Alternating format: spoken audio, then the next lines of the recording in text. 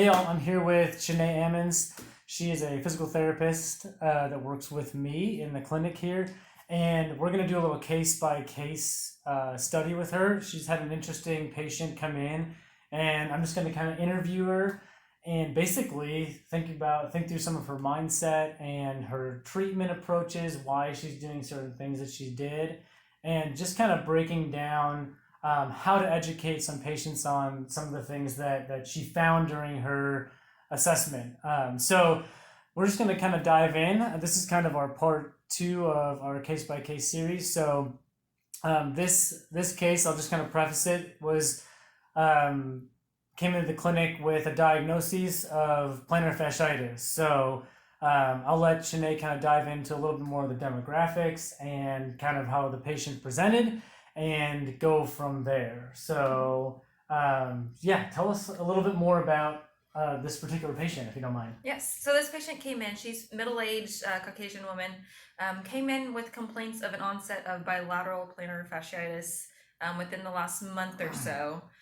She basically came in, said, I feel like my arches have fallen in the last month, and she wants to strengthen and stretch her feet, and she's ready to go. She said that she was feeling some tingling in both feet, as well as just kind of a sharp and achy feeling is what she was saying was going on. She said it was limiting her to about 10 minutes of standing and maybe walking a mile, maybe. And with her lifestyle, as she is required to walk a lot, do a lot. She does a big history of some injuries, car accidents, stuff like that, that has other issues up the chain as well. And so came in basically saying my feet hurt, but I'm ready to do some stretches and some strengthening for both my feet because it's pretty limiting as far as what she can do daily. Okay. And just kind of diving in there a little bit. So you hear this information and in your mind, you have a set of testing you're going to do to determine if it's going to be true plantar fasciitis or fasciopathy or however you want to call it. I mean, do you have in your mind where do you go with that information? So the first thing that I start to question is once they're saying pain came on both sides. So typically with plantar fasciitis, did we do anything that changed, all of a sudden changed footwear, anything like that, anything drastic, any injuries, diving into some of those histories. And there really wasn't anything recently within the last month that had changed. So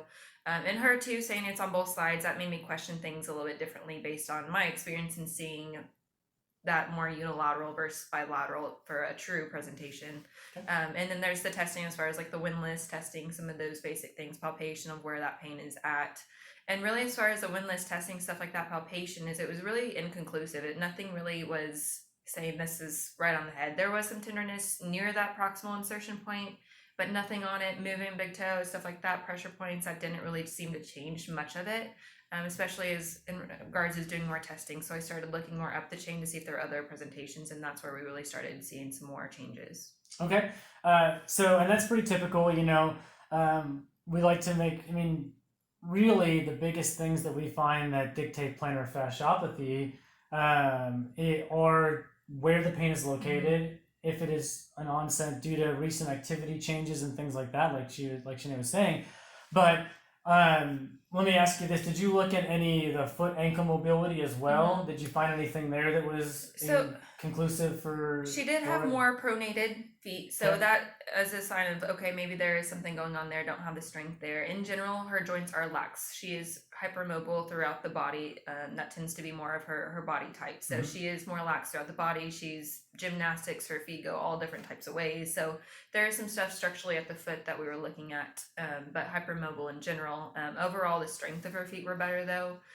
Maybe a little bit posterior tib weakening, some dropping of those arches potentially, but nothing that was so significant that I would think that would have gotten as severe as it did within a month or so. Right. I mean, I would think if someone is structurally flat foot, they've probably been dealing with that for a long time, but since it was more of this kind of more insidious sudden onset that I think you have to question, like you did, accordingly, what's going on. So at this point, are you thinking still could be plantar fasciitis, or are you thinking potentially something else? And if so, what what is that you're kind of differentially diagnosing at this point? So at this point, there's nothing that was straight up, this is a plantar fasciitis case. I'm Mhm. convinced of it. I was thinking, I think there's more going on. And so that's where mentioned I started looking at some other things. So what I ended up doing is she wasn't complaining of really numbness tingling in the back of the legs, nothing in the back, really no back pain. But as soon as I had her just do typical bend over, do different lumbar motions, stuff like that, as she was pretty limited in lumbar flexion to about 50%. Side bending to the right was limited by about 50%, 75% or so going to the left. So as we started doing some lumbar motions, is we were finding that was creating some pain in her back that she hadn't really recognized before.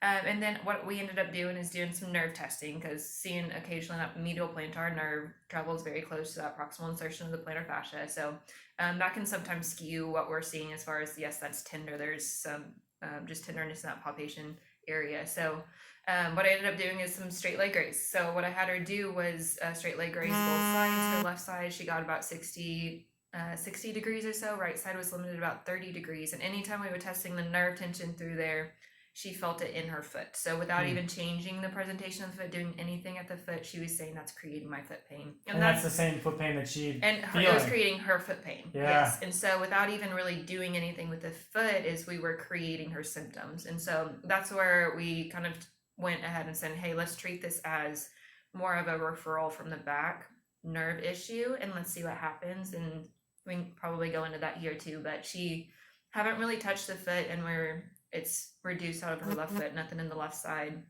Right side, there's still a little bit of limitation there, but we haven't addressed the foot at all. Okay, and I think that's awesome. That's a great higher level of thinking. It created her pain, so you know that that's the structure that's causing the pain, which is great. And then it's how you treat it, and I'm sure that you can go into detail on that, but I'm more concerned in how you got there. Yeah. And so I think that's the important part that I think we miss with a lot of these bilateral plantar fasciitis cases, is that we need to look at a more central, higher level cause if our tests are inconclusive, or if you're not doing them properly, really diving into how to do the special testing for plantar fasciopathy or fasciitis correctly. So I guess in the end, in your mind, Shanae, you got, and you said the patient's getting better, you're still treating them, so and you can expect, I think your expectation for healing is all right on target. But what, in the end, the question is, what caused that pain to trigger in her foot, in your mind's eye? Like, what, from a therapy aspect, if you were to tell me what created her pain, like, why now? Why both? Why all that stuff? I think that's a bigger question. What do you think? I mean, I don't know if there's a right answer.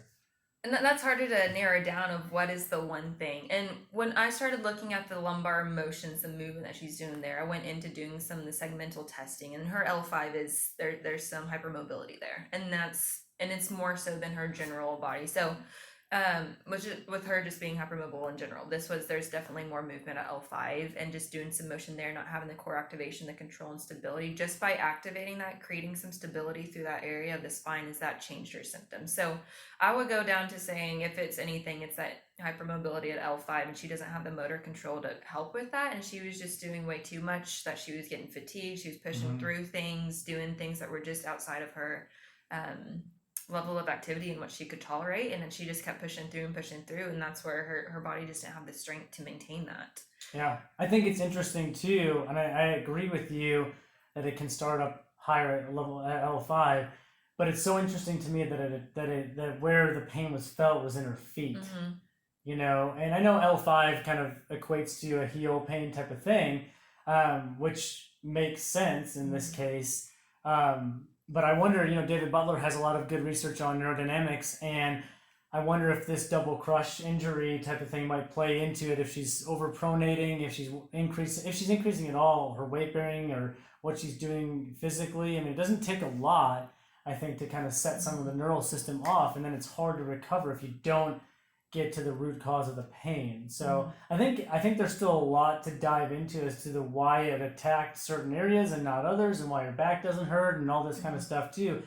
But the point is that you were able to properly differentially diagnose plantar fasciopathy or plantar fasciitis, as it was written, from more of a adverse neural tissue tension issue, not even a radicular type of situation, but just that nerve was hot and angry, and calming it down, the patient probably feels better, able to do more, and giving the patient proper prognosis on her recovery is really kind of the next step in getting her back to doing normal things. So, Janae, I appreciate you sharing your case study. I think this is something we see far too often in the clinic, even in cases where it's unilateral. I think you have to make sure you're going through like Shanae did with her differential diagnosis to best serve the patient for the most efficacious and the best treatment for that particular structure that is causing the pain. So kudos to you, Shanae. I appreciate it and look forward to hearing more interesting case studies from you in the future. So thank you all for watching and appreciate you, Shanae. Yeah, thank you. Yeah.